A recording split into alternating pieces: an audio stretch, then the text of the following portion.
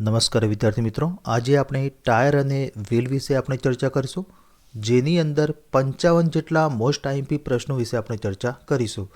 તો model paper number 29, ચાલો શરૂ કરીએ.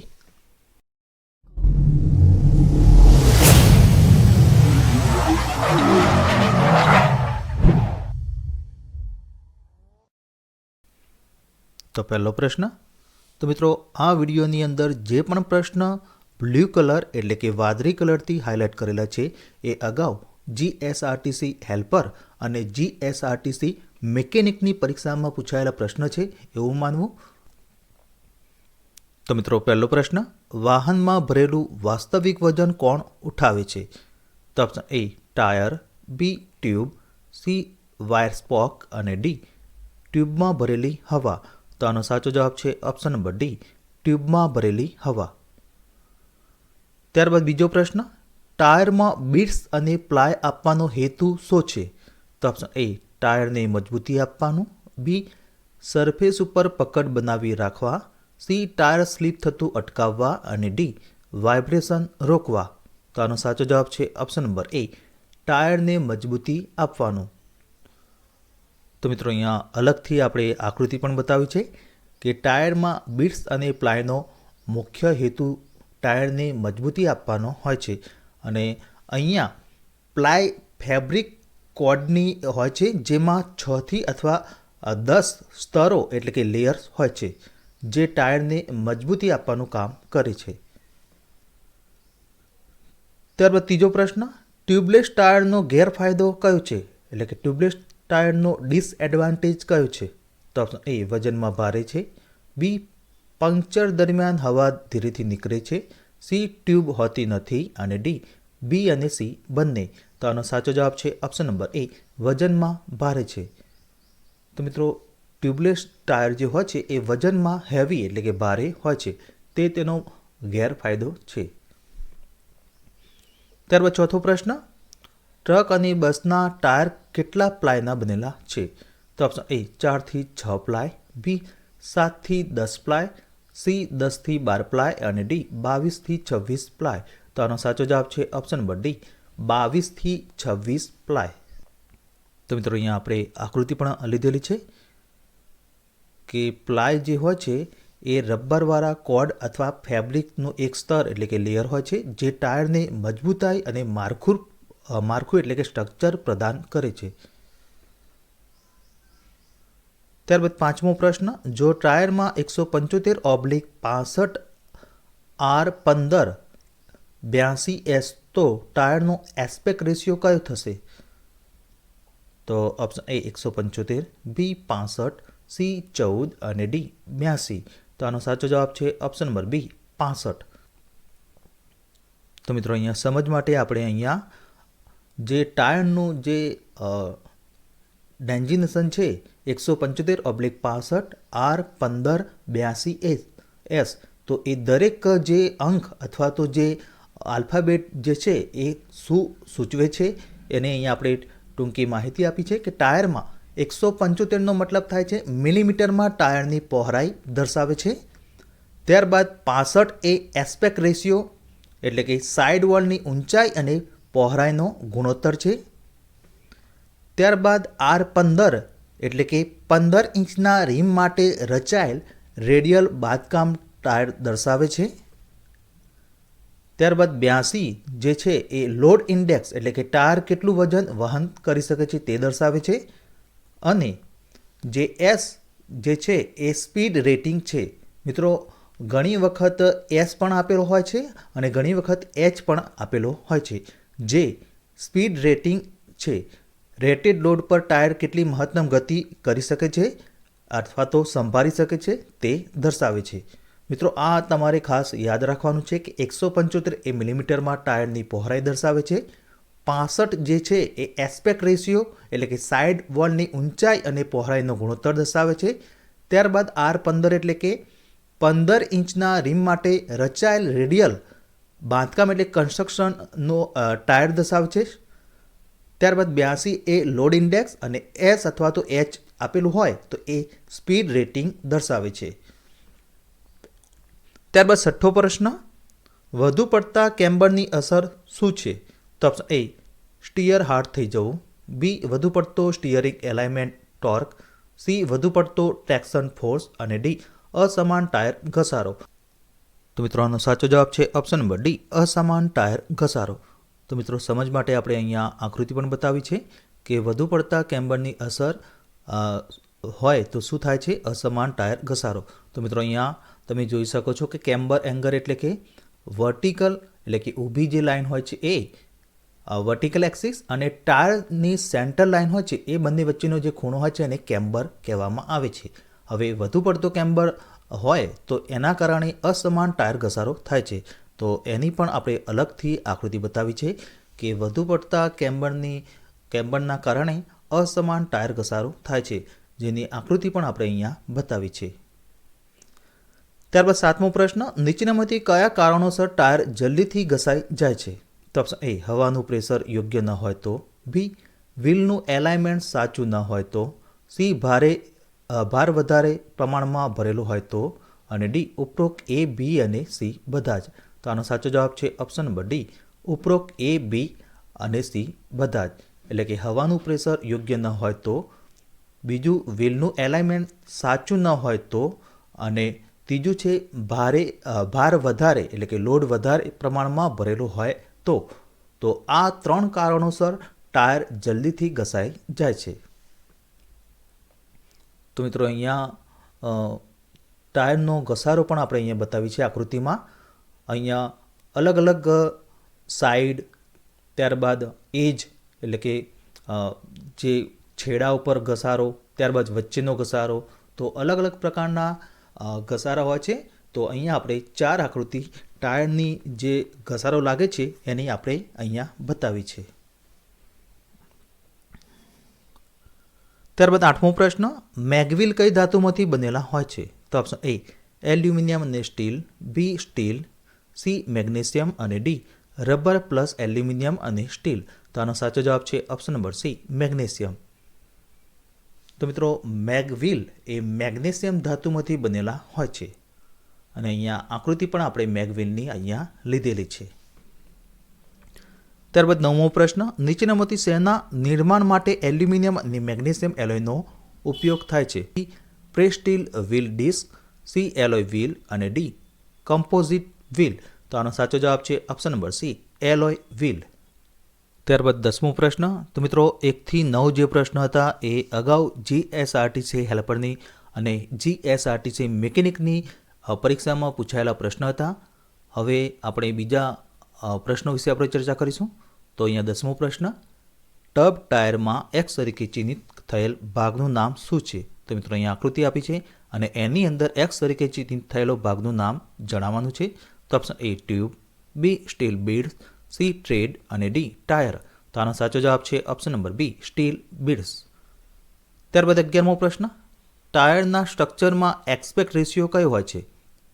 તો ઓપ્શન એ ટાયર ઊંચાઈથી રીમ પહોળાઈનો ટકાવારી ગુણોત્તર, બી ટાયર ઊંચાઈથી ટાયરના વ્યાસ વચ્ચેનો ગુણોત્તર, સી ટાયરની ઊંચાઈથી ટાયરની પહોળાઈનો ટકાવારી ગુણોત્તર અને ડી ટાયર પહોળાઈથી રીમ પહોળાઈ વચ્ચેનો ગુણોત્તર. તો આનો સાચો જવાબ છે ઓપ્શન નંબર સી ટાયરની ઊંચાઈથી ટાયરની પહોળાઈનો ટકાવારી ગુણોત્તર એટલે કે percentage ratio of tyre height to tyre width.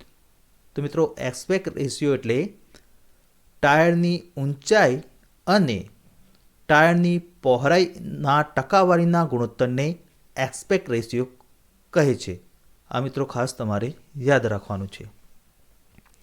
ત્યારબાદ 12મો પ્રશ્ન, ટાયરની ઊંચાઈની ગણતરી કેવી રીતે કરવામાં આવે છે? તો ઓપ્શન એ રીમનો વ્યાસ માઇનસ ટાયરનો બાહ્ય વ્યાસ, બી ટાયરનો બાહ્ય વ્યાસ માઇનસ રીમનો વ્યાસ, સી થ્રેડની પહોળાઈ પ્લસ ટાયરની પહોળાઈ અને ડી ટાયરની પહોળાઈ પ્લસ બીડ વર્તુળનો વ્યાસ.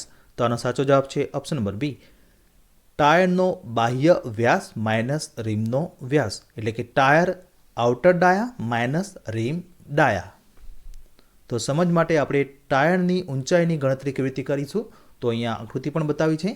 તો અહીંયા તમે જોઈ શકો છો કે ટાયરનો બાહ્ય જે ડાયામીટર એટલે કે વ્યાસ છે એટલે કે વ્હીલ ડાયામીટર માઇનસ આપણે જે રીમ ડાયામીટર છે એ બાદ કરીશું તો અહીંયા આપણને હાઇટ આ વ્હીલ ડાયામીટર અને માઇનસ આ રીમ ડાયામીટર આપણે બાદ કરીશું તો આપણને હાઇટ એટલે કે ટાયરની ઊંચાઈ આપણને મળશે. ત્યારબાદ 13મો પ્રશ્ન, ટાયરનો કયો ભાગ ક્રાઉન તરીકે ઓળખાય છે? તો ઓપ્શન એ થ્રેડ પહોળાઈ, બી રીમ પહોળાઈ, સી ટાયર પહોળાઈ અને ડી થ્રેડ ત્રિજ્યા. તો આનો સાચો જવાબ છે ઓપ્શન નંબર ડી થ્રેડ ત્રિજ્યા એટલે કે થ્રેડ રેડિયસ. ત્યારબાદ 14મો પ્રશ્ન, ટાયરની બહાર બંને બાજુ ફેલાયેલા ભાગો વચ્ચેના અંતરને શું કહે છે? તો ઓપ્શન એ ટાયરનો બાહ્ય વ્યાસ, બી ટાયરની ઊંચાઈ, સી ટાયરની પહોળાઈ અને ડી થ્રેડ ત્રિજ્યા. તો આનો સાચો જવાબ છે ઓપ્શન નંબર સી ટાયરની પહોળાઈ એટલે કે ટાયર વિડ્થ. તો અહીંયા સમજ માટે આપણે આકૃતિ પણ લીધેલી છે. તમે જોઈ શકો છો કે ટાયરની બહાર બંને બાજુ ફેલાયેલા ભાગો વચ્ચેના અંતરને શું કહે છે? તો અહીંયા વિડ્થ કહેવાય. તો અહીંયા અલગ અલગ વિડ્થ આપણે બતાવી છે. તો અહીંયા સૌથી બહારની જે વિડ્થ છે એને ઓવરઓલ વિડ્થ કહેવાય. ત્યારબાદ સેક્શન વિડ્થ, ત્યારબાદ થ્રેડ વિડ્થ અને ત્યારબાદ રીમ વિડ્થ. વિડ્થ એટલે કે પહોળાઈ. તો મિત્રો આપણા પ્રશ્નની અંદર ટાયરની બહાર બંને બાજુ ફેલાયેલા ભાગો વચ્ચેના અંતરને શું કહેવાય છે? તો ટાયરની પહોળાઈ. તો અહીંયા તમે જોઈ શકો છો કે ઓવરઓલ વિડ્થ આપી છે એને ટાયરની પહોળાઈ કહેવામાં આવે છે. ત્યારબાદ 15મો પ્રશ્ન, ટાયર સ્પષ્ટીકરણમાં 9x14/14 PR માં 14 PR શું સૂચવે છે? તો અહીંયા ઓપ્શન આપે છે એ શોલ્ડર પહોળાઈ, બી બીડ વર્તુળ વ્યાસ, સી પ્લાય રેટિંગ અને ડી ટાયરની જાડાઈ. તો આનો સાચો જવાબ છે option number C ply rating. તો મિત્રો જે 14 PR છે એ પ્લાય રેટિંગ દર્શાવે છે. ત્યારબાદ 16મો પ્રશ્ન, ટાયરનું કેવી રીતે વર્ણન કરવામાં આવે છે? તો ઓપ્શન એ શોલ્ડરની પહોળાઈ અને બોર્ડ સર્કલ વ્યાસ, બી શોલ્ડરનો વ્યાસ અને બીડ વર્તુળ વ્યાસ, સી શોલ્ડરની પહોળાઈ અને ટાયરની જાડાઈ અને ડી પ્લાય રેટિંગ ટાયરનો આંતરિક વર્તુળ વ્યાસ અને શોલ્ડરની પહોળાઈ. તો આનો સાચો જવાબ છે ઓપ્શન નંબર એ શોલ્ડરની પહોળાઈ અને બોર્ડ સર્કલ વ્યાસ. ત્યારબાદ 17મો પ્રશ્ન, કાસ્ટ વ્હીલમાં એક્સ તરીકે ચિહ્નિત થયેલ ભાગનું નામ શું છે? તો મિત્રો અહીંયા કાસ્ટ વ્હીલ આપ્યું છે અને એની અંદર એક્સ તરીકે જે ચિહ્નિત થયેલો ભાગ છે એનું નામ જણાવવાનું છે. તો option A tyre, B rim, C tube અને ડી હબ. તો આનો સાચો જવાબ છે ઓપ્શન નંબર ડી હબ. ત્યારબાદ 18મો પ્રશ્ન, ફ્લેટ પ્રકારમાં રીમમાં એક્સ તરીકે ચિહ્નિત થયેલ ભાગનું નામ શું છે? તો મિત્રો અહીંયા ફ્લેટ પ્રકારની રીમ આપી છે અને એની અંદર એક્સ તરીકે જે ચિહ્નિત થયેલો ભાગ છે એનું નામ જણાવવાનું છે. તો option A centre position, B plane split lock ring, C rim projection અને ડી રીમ આઉટર એજ. તો આનો સાચો જવાબ છે option number B plane split lock ring. ત્યારબાદ 19મો પ્રશ્ન, કયા પ્રકારના વ્હીલ બે અલગ અલગ ડિસ્ક સાથે જોડાયેલા હોય છે? તો option A split wheel, B wire wheel, C disc wheel અને ડી હેવી વાહન વ્હીલ. તો આનો સાચો જવાબ છે option number A split wheel. ત્યારબાદ 20મો પ્રશ્ન, વ્હીલનો પ્રકાર કયો છે? તો મિત્રો અહીં આકૃતિ આપી છે એ વ્હીલનો પ્રકાર જણાવવાનું છે. તો option A disc wheel, B split wheel, C heavy વાહન વ્હીલ અને ડી વાયર વ્હીલ. તો આનો સાચો જવાબ છે option number D wire wheel. ત્યારબાદ 21મો પ્રશ્ન, વ્હીલનો પ્રકાર કયો છે? તો option A wire wheel, B disc wheel, C split wheel અને ડી હેવી વાહન વ્હીલ. તો આનો સાચો જવાબ છે option number B disc wheel. ત્યારબાદ 22મો પ્રશ્ન, વ્હીલમાં ચાલતી સર્વિસિંગ પ્રક્રિયા કઈ છે? તો મિત્રો અહીંયા આકૃતિ આપી છે એની અંદર વ્હીલમાં કઈ પ્રકારની સર્વિસિંગ પ્રક્રિયા ચાલે છે એ જણાવવાનું છે. તો ઓપ્શન એ કેમ્બર એંગલની તપાસ થઈ રહી છે, બી કેસ્ટર એંગલની તપાસ થઈ રહી છે, સી કિંગ પિન ઇન્ક્લિનેશનની તપાસ થઈ રહી છે અને ડી ઇન્ક્લુડ એંગલની તપાસ થઈ રહી છે. તો આનો સાચો જવાબ છે ઓપ્શન નંબર એ કેમ્બર એંગલની તપાસ થઈ રહી છે એટલે કે ચેકિંગ કેમ્બર એંગલ. ત્યારબાદ 23મો પ્રશ્ન, વ્હીલ એલાઇનમેન્ટ માટે કયો ફાયદો નથી? તો ઓપ્શન એ ટાયરનો ઘસારો ઓછો કરે છે, બી ડ્રાઈવર પ્રયત્ન ઘટાડે છે, સી વળ્યા પછી સેલ્ફ સેન્ટરિંગ પ્રાપ્ત કરે છે અને ડી સરળ ટોર્ક ટ્રાન્સમિશન પ્રાપ્ત કરે છે. તો આનો સાચો જવાબ છે ઓપ્શન નંબર ડી, સરળ ટોર્ક ટ્રાન્સમિશન પ્રાપ્ત કરે છે. ત્યારબાદ 24મો પ્રશ્ન, વ્હીલ ગોઠવણીમાં કેસ્ટનનો હેતુ શું છે? તો ઓપ્શન એ દિશાત્મક સ્થિરતા અને નિયંત્રણ જાળવવા, બી ટાયરનો ઘસારો ઘટાડવા, સી અસામાન્ય કંપન ઘટાડવા અને ડી સ્ટીયરિંગ ટોર્ક ઇનપુટને વોલ્ટેજ સિગ્નલમાં ફેરવવા. તો આનો સાચો જવાબ છે ઓપ્શન નંબર એ, દિશાત્મક સ્થિરતા અને નિયંત્રણ જાળવવા, એટલે કે maintain directional stability and control. ત્યારબાદ 25મો પ્રશ્ન, ટાયરમાં નાઇટ્રોજનનો ઉપયોગ કરવાનો શું ફાયદો છે?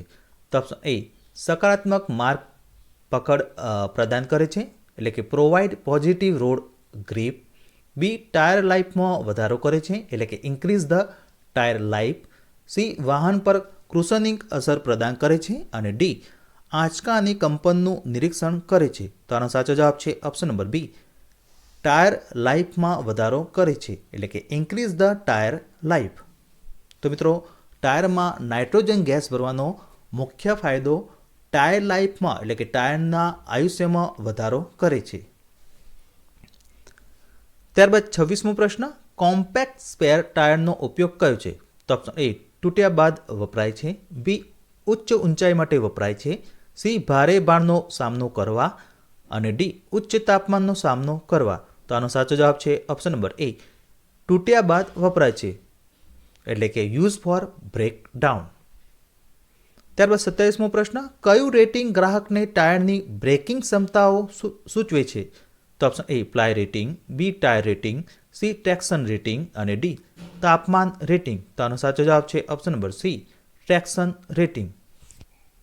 ત્યારબાદ 28મો પ્રશ્ન, રન ફ્લેટ ટાયરનો ઉપયોગ કરવાનો શું ફાયદો છે? તો ઓપ્શન એ ઓછી કિંમત અને જાળવણી, બી સ્પેર ટાયર અને જેક માટે હેડને દૂર કરે છે, સી કંપનનો અવરોધ કરે છે અને ડી લોડનું સમાન વિતરણ પ્રદાન કરે છે. તો આનો સાચો જવાબ છે option number B, spare tyre અને જેક માટે હેડને દૂર કરે છે. તો મિત્રો, અહીંયા રન ફ્લેટ ટાયર એવા ટાયર છે જેના પર પંચર થયા પછી પણ તમે વાહન ચલાવતા રહી શકો છો, જેથી તમે સમય કાઢીને ઓટો શોપ, એટલે કે ગેરેજ પર જઈ શકો છો અથવા ટાયર બદલવા માટે સુરક્ષિત એરિયા શોધી શકો છો. તો મિત્રો, રન ફ્લેટનો મુખ્ય ફાયદો આ છે કે સ્પેર ટાયર અને જેક માટે હેડને દૂર કરે છે. એનો મતલબ કે સ્પેર ટાયર ના હોય અથવા તો જેક ના હોય તો પણ તમારા વ્હીકલમાં ચાલે. આ એક એનો ફાયદો છે. ત્યારબાદ 29મો પ્રશ્ન, ટાયરમાં વધારે પડતી હવા ભરવાના કિસ્સામાં શું અસર થશે? તો ઓપ્શન એ ટાયરના કેન્દ્રમાં ઘસારો કરશે, બી ટાયરની ધાર પર ઘસારો કરશે, સી ટાયરની ધાર પર ક્રેક પાડશે અને ડી ટાયરના કેન્દ્રમાં તિરાડ પાડશે. તો આનો સાચો જવાબ છે ઓપ્શન નંબર એ, ટાયરના કેન્દ્રમાં ઘસારો કરશે. તો મિત્રો, વધારે પડતી ટાયરમાં હવા ભરવામાં આવે તો એના કારણે ટાયરના કેન્દ્રમાં, એટલે કે વચ્ચોવચ્ચ ઘસારો થશે. તો એની આકૃતિ પણ આપણે સમજ માટે આપણે અહીંયા લીધેલી છે. તો અહીંયા જોઈ શકો છો કે ટાયરમાં સેન્ટર વિયર, એટલે કે વચ્ચેના ભાગમાં અહીંયા ઘસારો થયેલો છે. ત્યારબાદ 30મો પ્રશ્ન, ટાયરમાં પૂરા પાડવામાં આવેલા બિટ્સ અને પ્લાયનો હેતુ શું છે? તો મિત્રો, પહેલો પ્રશ્ન અહીંયા ફરીથી રિપીટ થાય છે. તો ટાયરમાં મજબૂતી પ્રદાન કરે છે, બી સપાટી પર ગ્રીપનેસ પ્રદાન કરે છે, સી ટાયરની સ્લીપ થતાં અટકાવે છે અને ડી કંપનનો અવરોધ કરે છે. તો આનો સાચો જવાબ છે ઓપ્શન નંબર એ, ટાયરમાં મજબૂતી પ્રદાન કરે છે, એટલે કે પ્રોવાઇડ સ્ટ્રેન્થ ટુ ટાયર. ત્યારબાદ 31મો પ્રશ્ન, વ્હીલ બાંધકામમાં રિમનું શું કાર્ય છે? તો ઓપ્શન એ એક્સલને ટેકો આપે છે, બી વાહનનું સંતુલન પૂરું પાડે છે, સી ટાયરને યોગ્ય સ્થિતિમાં પકડી રાખે છે અને ડી સમાનરૂપે લોડનું વિતરણ કરે છે. તો આનો સાચો જવાબ છે ઓપ્શન નંબર સી, ટાયરને યોગ્ય સ્થિતિમાં પકડી રાખે છે. તો મિત્રો, અહીંયા વ્હીલ અને રીમ કોને કહેવાય એની સમજ માટે આપણે અહીંયા આકૃતિ પણ લીધેલી છે કે આ જે ભાગ છે એને ડાબી બાજુ દર્શાવ્યું છે એને વ્હીલ કહેવાય એરોથી, અને આ બાજુ જે જમણી બાજુ એરોથી આપણે દર્શાવ્યું છે એને રીમ કહેવામાં આવે છે. તો રીમનું કાર્ય મુખ્ય ટાયરની યોગ્ય સ્થિતિમાં પકડી રાખવા માટે થાય છે. ત્યારબાદ 32મો પ્રશ્ન, વ્હીલમાં સ્પોક્સનો હેતુ શું છે? તો ઓપ્શન એ રીમની સચોટ ગોરાઈ પ્રદાન કરે છે. બી પ્રીલોડ સમાનરૂપે વિતરણ કરે છે. સી વાહનની દિશાત્મક સ્થિરતા પ્રદાન કરે છે. અને ડી વાહનની ચેસિસ ફ્રેમને સપોર્ટ કરે છે. તો આનો સાચો જવાબ છે ઓપ્શન નંબર એ રીમની સચોટ ગોરાઈ પ્રદાન કરે છે, એટલે કે પ્રોવાઇડ એક્યુરેટ રાઉન્ડ્સ ઓફ રીમ. ત્યારબાદ 33મો પ્રશ્ન, વ્હીલ એસેમ્બલીમાં ટાયર પ્રેશર સેન્સર ક્યાં સુરક્ષિત કરવામાં આવે છે? તો ઓપ્શન એ વ્હીલ હબમાં સુરક્ષિત. બી ટાયરની બાહ્ય ધારમાં સુરક્ષિત. સી મેટલ વાલ પર બોલ્ટેડ કરવામાં આવે છે. અને ડી રીમ સેન્ટર પર બોલ્ટેડ કરવામાં આવે છે. તો આનો સાચો જવાબ છે ઓપ્શન નંબર સી મેટલ વાલ પર બોલ્ટેડ કરવામાં આવે છે, એટલે કે બોલ્ટેડ ટુ મેટલ વાલ. ત્યારબાદ 34મો પ્રશ્ન, ક્યારે ડ્રાઈવરને ટાયર પ્રેશરના તફાવતની ચેતવણી આપવામાં આવે છે? તો ઓપ્શન એ દબાણનો તફાવત 30% કરતાં વધી જાય. બી 10% કરતાં વધારે દબાણમાં તફાવત. સી 20% કરતાં વધારે દબાણમાં તફાવત. અને ડી દબાણનો તફાવત 40% કરતાં વધી જાય. તો આનો સાચો જવાબ છે ઓપ્શન નંબર એ દબાણનો તફાવત 30% કરતાં વધી જાય. તો મિત્રો, ડ્રાઈવરને ટાયર પ્રેશરના તફાવતની ચેતવણી ક્યારે કરવામાં આવે છે? તો કે ટાયરના દબાણ એટલે કે પ્રેશરનો તફાવત 30% કરતાં વધી જાય ત્યારે, એટલે કે ડિફરન્સ ઇન પ્રેશર એક્સીડ 30%. ત્યારબાદ 35મો પ્રશ્ન, વ્હીલ ગોઠવણીમાં અતિશય નેગેટિવ કેમ્બરની અસર શું થાય છે? તો ઓપ્શન એ ટાયરની બાહ્ય ધાર પર ઝડપથી ઘસાઈ જાય છે. બી ટાયરનું કેન્દ્રમાં ઝડપથી ઘસારો થવો. સી ટાયરની આંતરિક ધાર ઝડપથી ઘસાઈ જાય છે. અને ડી ટાયર ટીડમાં તિરાડો પેદા થાય છે. તો આનો સાચો જવાબ છે ઓપ્શન નંબર સી ટાયરની આંતરિક ધાર ઝડપથી ઘસાઈ જાય છે. ત્યારબાદ 36મો પ્રશ્ન, વ્હીલ એલાઇનમેન્ટમાં અતિશય પોઝિટિવ કેમ્બરનો ગેરલાભ કયો છે? તો ઓપ્શન એ ટાયરની બાહ્ય ધાર ઝડપથી ઘસાઈ જાય છે. બી ટાયરનો કેન્દ્રમાં ઘસારો થવો. સી ટાયરનો બ્લીડિંગ વાયર ઘસારો થવો. અને ડી ટાયર થ્રેડમાં ઘસારો થવો. તો આનો સાચો જવાબ છે ઓપ્શન નંબર એ ટાયરની બાહ્ય ધાર ઝડપથી ઘસાઈ જાય છે, એટલે કે tyre outer edge will wear out fast. ત્યારબાદ 37મો પ્રશ્ન, મોટી સ્કર્પ ત્રિજ્યાની અસર શું છે? તો ઓપ્શન એ ટાયરની બાહ્ય ધાર પર ઘસારો થવો. બી આગળના વ્હીલ પર અસમાન બ્રેકિંગ. સી ટાયરના મધ્યભાગ પર ઘસારો થવો.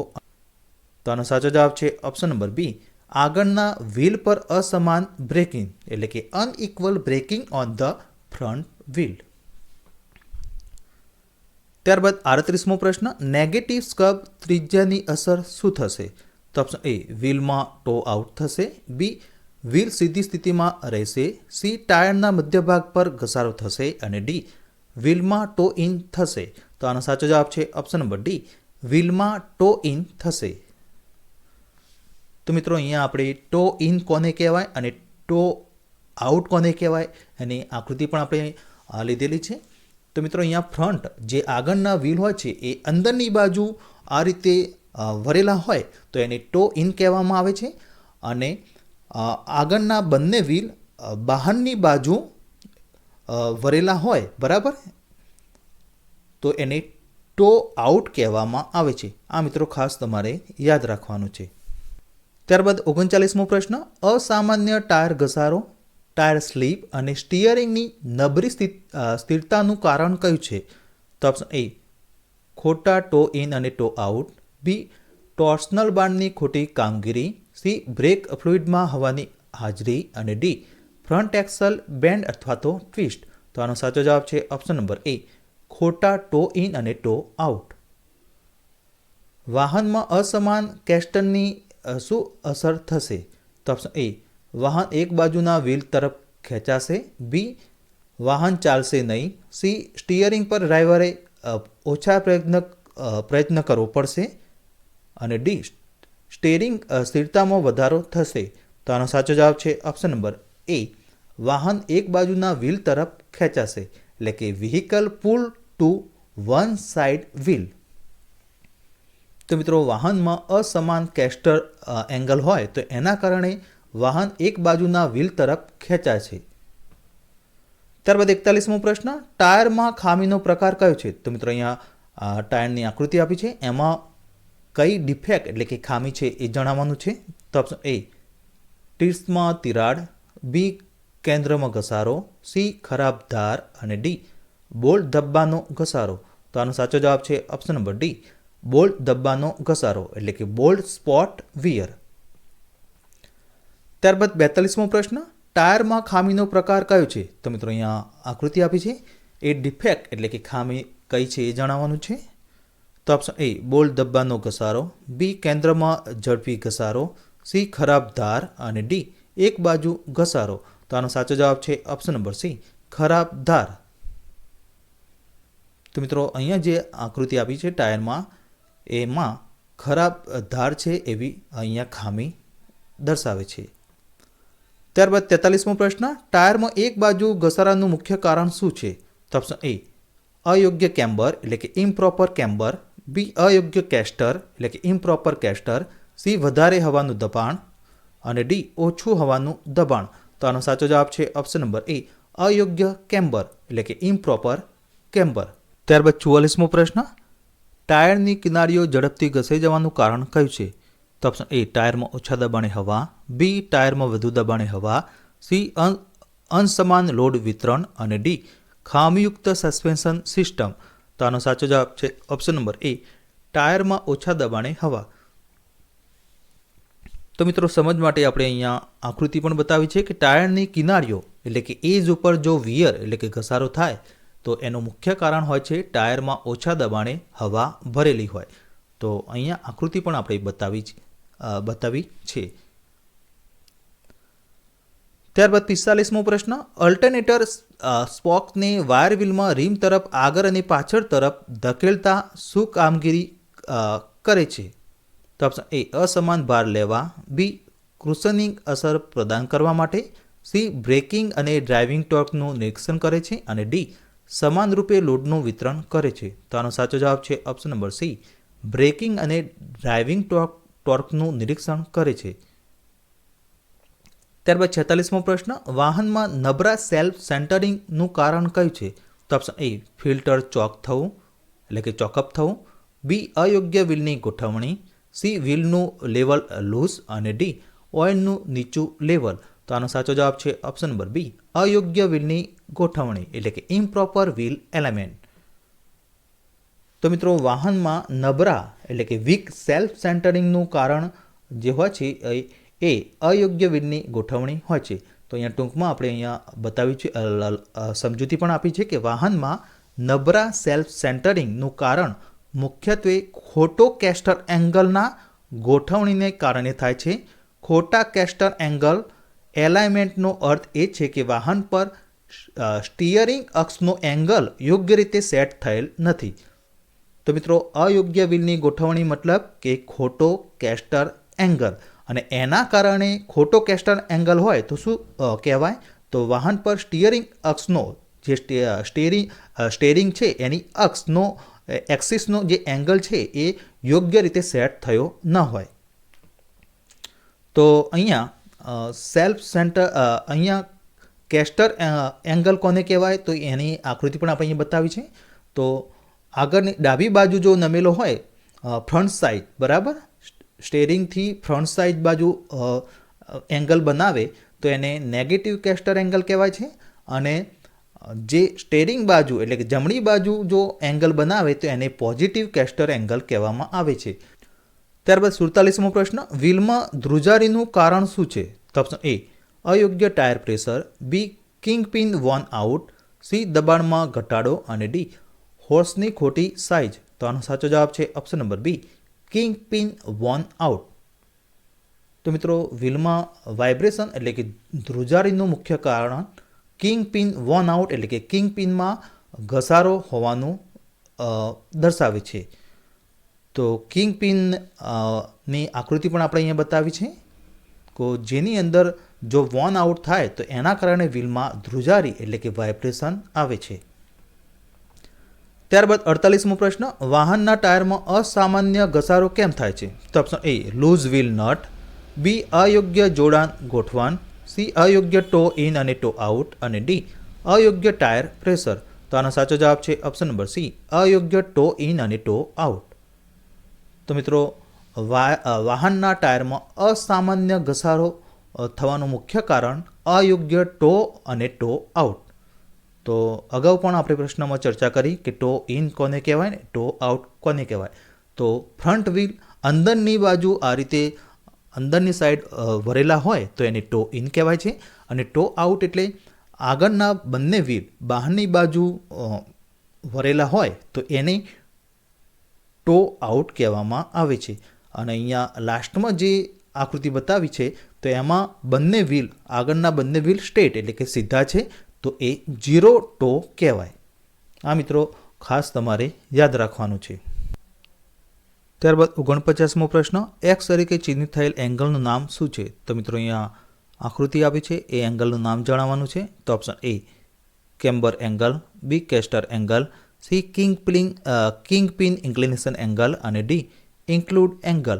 તો આનો સાચો જવાબ છે option number C king pin inclination angle.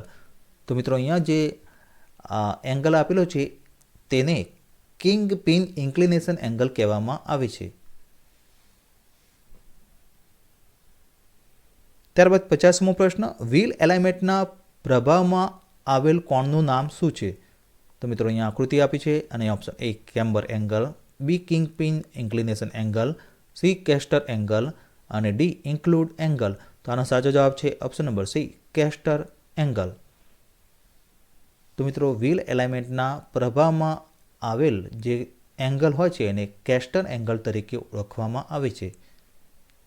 ત્યારબાદ 51મો પ્રશ્ન, વ્હીલ રિમમાં એક્સ તરીકે ચિહ્નિત થયેલ ભાગનું નામ શું છે? તો મિત્રો અહીંયા આકૃતિ આપી છે વ્હીલ રિમની, અને એની અંદર એક્સ તરીકે જે ચિહ્નિત થયેલો ભાગ છે એનું નામ જણાવવાનું છે.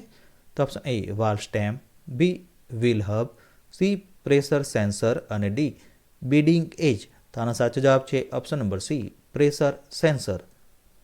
ત્યારબાદ 52મો પ્રશ્ન, વળાંક લીધા પછી વ્હીલને સ્વકેન્દ્રમાં લાવવાની ક્રિયામાં કયો કોણ મદદ કરે છે? તો option A caster angle, B king pin inclination angle, C camber angle અને ડી ઇન્ક્લુડ એંગલ. તો આનો સાચો જવાબ છે option number B king pin inclination angle. તો મિત્રો વળાંક લીધા પછી વ્હીલને સ્વકેન્દ્રમાં એટલે પાછું કેન્દ્રમાં લાવવા માટે કિંગ પિન ઇન્ક્લિનેશન એંગલ હોય છે એ મદદ કરે છે. ત્યારબાદ 53મો પ્રશ્ન, વ્હીલમાં સ્પોક્સનો હેતુ શું છે? તો ઓપ્શન એ રિમની સચોટ ઘોરાઈ પ્રદાન કરે છે, બી પ્રીલોડ સમાનરૂપે વિતરણ કરે છે, સી વાહનની દિશાત્મક સ્થિરતા પ્રદાન કરે છે અને ડી વાહનની ચેસિસ ફ્રેમને સપોર્ટ કરે છે. તો આનો સાચો જવાબ છે ઓપ્શન નંબર એ રિમની સચોટ ઘોરાઈ પ્રદાન કરે છે, એટલે કે provide accurate rounds of rim. તો મિત્રો નેક્સ્ટ વિડીયોમાં આપણે બીજા ટોપિક વિશે આપણે ચર્ચા કરીશું.